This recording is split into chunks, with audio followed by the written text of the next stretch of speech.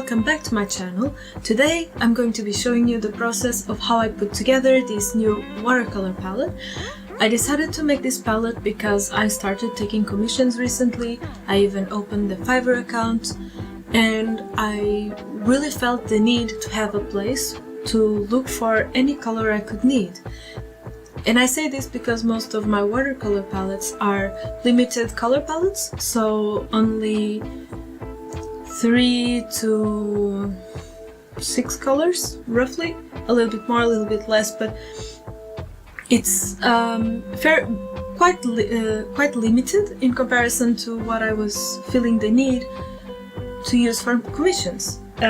Because I do commissions with funky colors, commissions with regular realistic colors, because I'm doing portraits a lot, and I also wanted to find a place to keep the pens that I wasn't using as much, because I rarely use a very warm red, I rarely use a super cool yellow, and I really wanted to find a place to keep all those pens that were floating around. And I also wanted to use this tin that I really enjoy looking at and using. I used this tin for a long time before I started doing the limited palettes, and yeah, I really like it. So I needed this palette to be very versatile because I needed to be able to paint people, pets, funky things, mythical creatures, anything that I or a client would want. So I decided to do transparent split primaries, so warm and cool yellow, warm and cool red, warm and cool blue, and then add a couple colors like phthalo green, yellow ochre, and what is it called? And dioxazine violet. That took a long time, because those are very good mixing colors, and even though they are not primaries, they are still very useful. So I wanted to add those along with a couple earth tones. I have two versions of PR101, a very transparent one and a very opaque one. Then I also added one PBR7 that I don't know which one it is. Like, I don't know if it is burnt umber or burnt sienna or anything. My best guess is that it might be burnt umber, but I'm a bit confused about that. And then I added some of my favorite granulating pigments, like the cerulean blue and cobalt turquoise, as well as ultramarine violet, and my favorite pink of all time, the Potter's Pink. And most of my palettes have Potter's Pink, so you can say that for me, painting is a pink experience. Okay, I needed to say that just as a reference to Golden Experience. It's just Jojo is so freaking good. Okay, sorry. But yeah, I wanted to also include a lemon yellow because I'm doing the split primary thing, but usually I don't really use lemon yellow, but I felt the need to add it because I was feeling like it was lacking in my other palettes. So that's kind of my process in choosing the colors.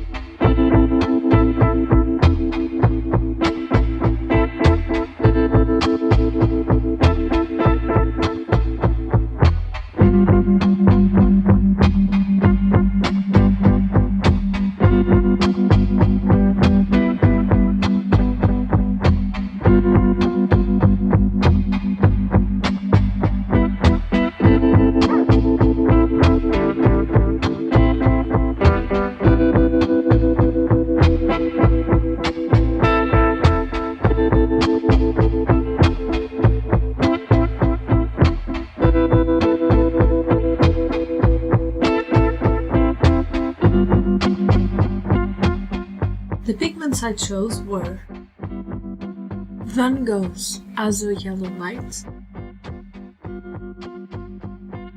PY3, PY150, Chinese Orange by Sennelier, PY150, PR209 and PBR23, PY43, PY42, Van Gogh Red Light, PR206, PR101 transparent version, PR101 opaque version, PR179, PBR7,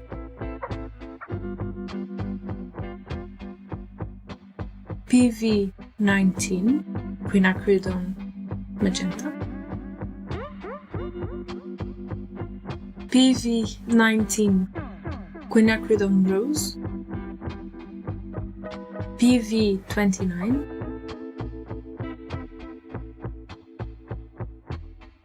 PR233, PV23, PV15, PV60,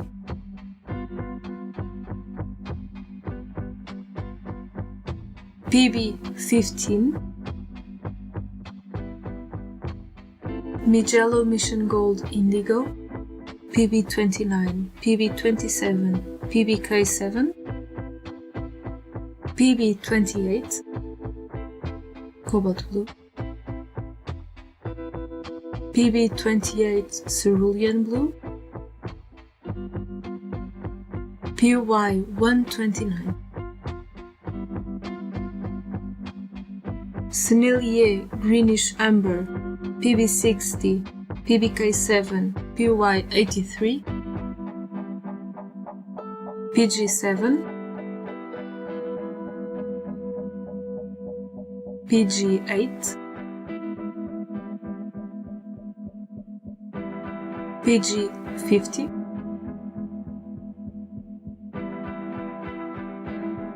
I prefer to tell you these via the pigments because the color names won't tell you all the information, and the reason why I didn't tell you the pigment information for the two Van Gogh paints was because I couldn't find it.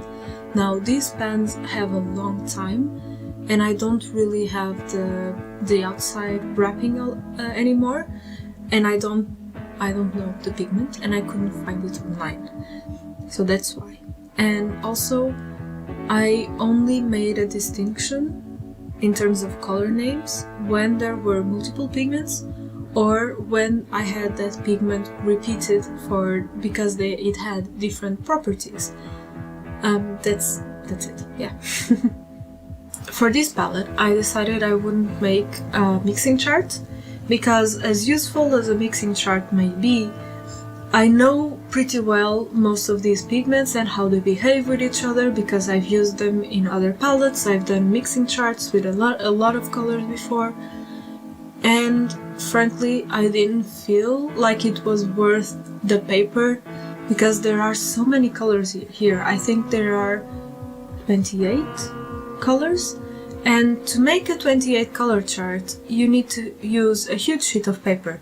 And I don't feel like the subtleties of these colors would translate well enough into a chart to make it worth the paper. I don't know if this makes any sense. But that's just how I feel. If you make a palette and find mixing charts useful, then go ahead and do it. I usually find it very useful for limited palettes because it helps me think outside of the box, like how many mixes can I make from just 2 colors in this limited palette? So yeah, it's very useful for other palettes. For this one I didn't think it would be, so I decided to make a demo instead. So the demo, I was not feeling very inspired, to be frank with you. With all of this going on outside, I wasn't feeling inspired, I wasn't feeling motivated. I just felt like bleh. I just didn't want to do anything. I just wanted to spend the whole day browsing on YouTube, or anywhere else for that matter. I just didn't want to work or do anything. And I had a lot of fun doing this drawing because I went to a random word generator and it gave me corn and laser. And I think corn laser is funny because I made a laser gun that, instead of using whatever technology laser uses, it is gasoline and corn powered, because for some reason that made sense in my head. Because, well, I wanted to use this motorcycle this motorcycle magazine as a reference, so I decided to make this corn weapon or corn laser be gasoline powered, like motorcycle, so I could use a little bit of the design of the motor part of a motorbike. And then I decided to go for a steampunk ad, because that obviously makes sense, but at least I had a lot of fun doing that. So yeah, that's basically what I did, and I decided to use the palette. I also used a couple colored pencils to add some texture and some depth, because I didn't really feel like doing a lot of detailing here. And what the color pencils allow me to do in such a rough paper, because this is cold pressed, the color pencils allowed me to add a texture to simulate detail in some points of the in some parts of the drawing. So I think that was something, you may call it a cop-out, I call it a useful technique because I wasn't feeling like adding a lot of detail. And yeah, I also used a little bit of white gouache. I know I didn't include that in the palette. I prefer to use white gouache fresh, and the reason I used it is because I really wanted to, for once, tone the paper, so that's why I painted the paper, all of the paper first. But I also wanted to make the popcorn really pop. No pun intended, I think. Kinda, not really intended, but maybe, I don't know. So I decided to use the white gouache to give a popcorn effect on the end of the laser of the big gun, and then I also wanted to add that popping effect to the single popcorn I used on the side, because since this is an ad, I thought it would be cool to have a little, you know, almost like details of the gun zoomed in beside it. So I put a popcorn there and I wrote "makes popcorn when shooting enemies." And I think all of these phrases have something that makes me laugh, because even though I was super frustrated while writing this because the colored pencil didn't want to write on cold pressed, it just didn't want to be precise, it was breaking the lead so freaking much. But I was really excited about it, so what I actually wanted to write, instead of "makes popcorn when shooting enemies", I wanted to write "making popcorn when shooting enemies will make..." How was it? "Making popcorn while shooting enemies will make the victory even more delicious." and I really wanted to write that, but I was getting frustrated with the pencil and I didn't write it. But I still think I'm going to write that in the description of the Instagram post. By the way, if you don't follow me on Instagram, the link will be down below, and it is Carpa 16 Koi, written with 2 Ks. But yeah, it's... I laughed so freaking much doing this. So yeah, it was a really nice change of pace compared to what we're living right now. Made me laugh, made me relax, made me appreciate art a whole lot more. I already appreciated it a lot, I already loved art, but right now, being able to make art that makes me laugh and hopefully can make someone else laugh. I don't know, it made my mom laugh a couple minutes ago.